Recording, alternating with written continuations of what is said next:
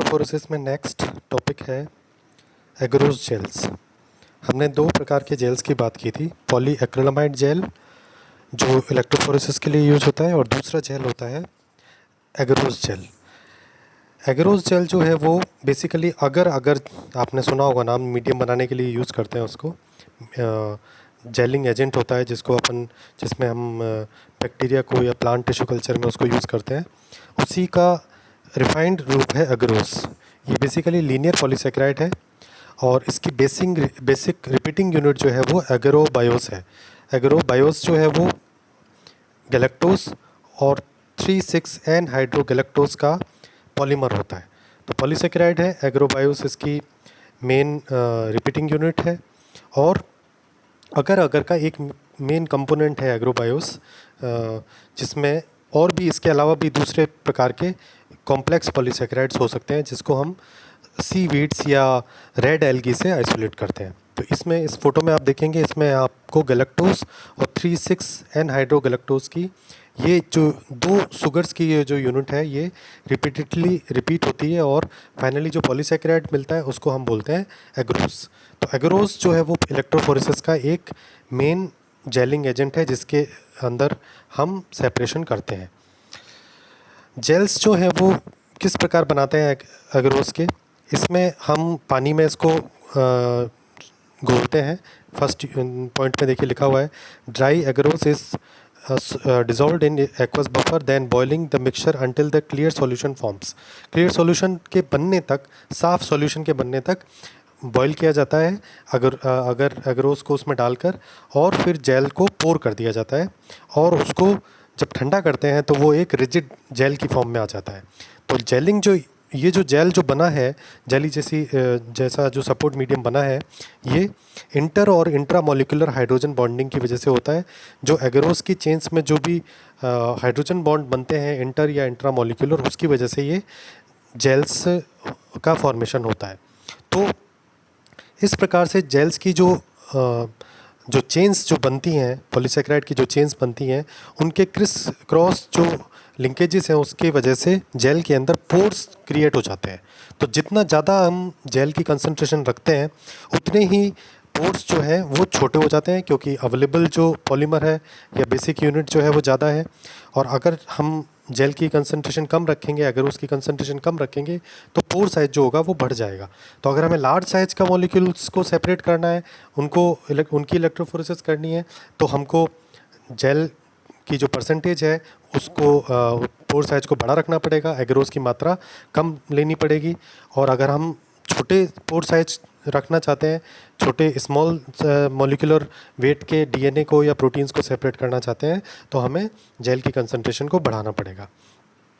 साथ ही इसमें एक बात और ध्यान देने की है कि इसके जो पॉलीसेकेराइड जो होता है उसके जो हाइड्रोक्सिल ग्रुप हैं उसके सब्स्टिट्यूशन से कुछ कार्बोक्सिल, मिथॉक्सिल, पायरुवेट या सल्फेट ग्रुप से उनका सब्स्टिट्यूशन हो जाता है, जो कि चार्ज्ड ग्रुप्स हैं। इसकी वजह से जब इलेक्ट्रोफोरेसिस करते हैं तो आपको पता है कि इलेक्ट्रोफोरेसिस में चार्ज मूव होते हैं एनोड की तरफ और कैथोड की तरफ। प्लस जो होता है वो नेगेटिव पोल की तरफ जाता है, माइनस होता है वो पॉजिटिव पोल की तरफ जाता है। तो इलेक्ट्रोफोरेसिस का बेसिक प्रिंसिपल ही है।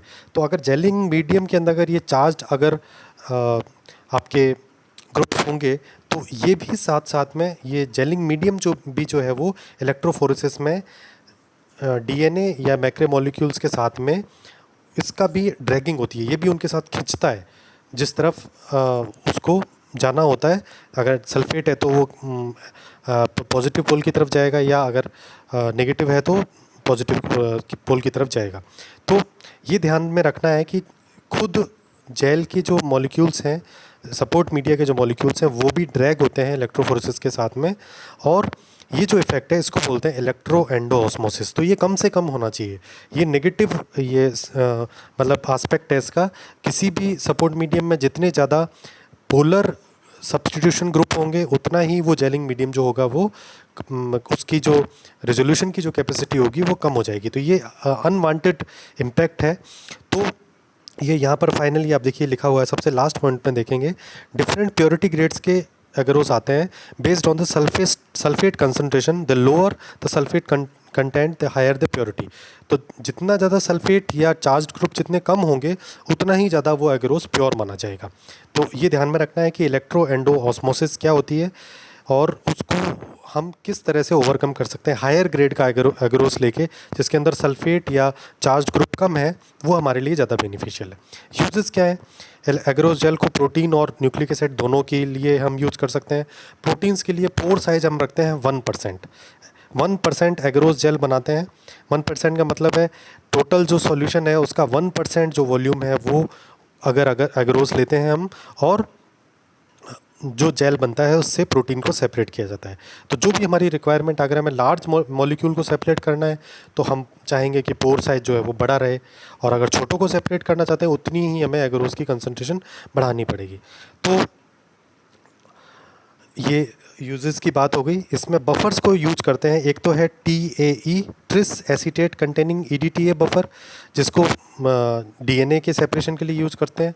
और दूसरा जो अगर RNA को आपको सेपरेट करना है तो tris borate with EDTA TBE को यूज़ करते हैं RNA के लिए, और TAE को यूज़ करते हैं DNA के लिए।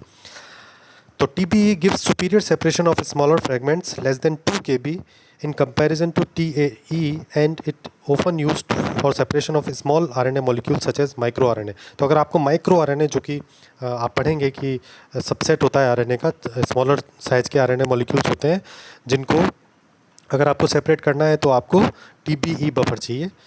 तो TBE जो है वो बेसिकली स्मॉलर साइज के न्यूक्लिक एसिड को सेपरेट करने के काम आता है। तो DNA का जो है वो मैंने बता दिया आपको, TAE है और TBE है RNA का। अब देखिए इसमें ये जो टेबल दिखाई है इसके अंदर एडवांटेजेस और डिसएडवांटेजेस दिए हैं अगरोस जेल इलेक्ट्रोफोरेसिस के। सबसे पहला एडवांटेज ये है कि नॉन टॉक्सिक है। नॉन टॉक्सिक का मतलब है कोई भी इसमें टॉक्सिक कंपोनेंट नहीं है। Gels are quickly and easy to cast, आराम से बन जाते हैं। Good for separating large DNA molecules को सेपरेट करने के लिए अच्छा है। और जेल को मेल्ट करके आप उसमें से सेपरेटेड DNA के बैंड को आप अलग कर सकते हैं। डिसएडवांटेज क्या है? हाई कॉस्ट है एगरोस की, महंगा आता है। फजी बैंड्स बनते हैं। फजी का मतलब है क्लियर बैंड्स नहीं बनते हैं, एकदम शार्प बैंड्स नहीं बनते हैं, ये डिफ्यूज से बैंड्स बनते हैं। और लो मॉलिकुलर वेट के सेपरेशन के लिए थोड़ा सा पुअर सेपरेशन देता है। ये इनके एडवांटेज और डिसएडवांटेज हो गए। ये जो नेक्स्ट स्लाइड में जो बताया गया है ये बताया गया है कि आप जैसे जैसे आप स्मॉलर DNA या स्मॉलर मॉलिक्यूल को आप सेपरेट करना चाहते हैं तो आपको पोर साइज ज़्यादा चाहिए होगा, पोर साइज आपको छोटा चाहिए होगा, और कंसंट्रेशन अगरोस की आपको बढ़ानी पड़ेगी। तो इसमें 0.2 अगर कंसंट्रेशन लेते हैं तो 500 से 40,000 बेस पेयर तक के DNA को आप सेपरेट कर सकते हैं। और सबसे लास्ट में देखिए, अगर आपको 100 to 1000 बेस पेयर्स का DNA मॉलिक्यूल सेपरेट करना है तो आपको एगरोस की कंसंट्रेशन जो इनिशियल कंसंट्रेशन है वो आपको 3% रखनी पड़ेगी। तो जैसे ही आप कंसंट्रेशन बढ़ाते हैं वैसे ही पोर साइज जो है वो छोटा हो जाता है और उसमें आप छोटे मॉलिक्यूल्स को सेपरेट कर सकते हैं। तो ये हो गया एगरोस जेल, और नेक्स्ट वीडियो में अपन पॉलीएक्रिलामाइड जेल की बात करेंगे। Thank you.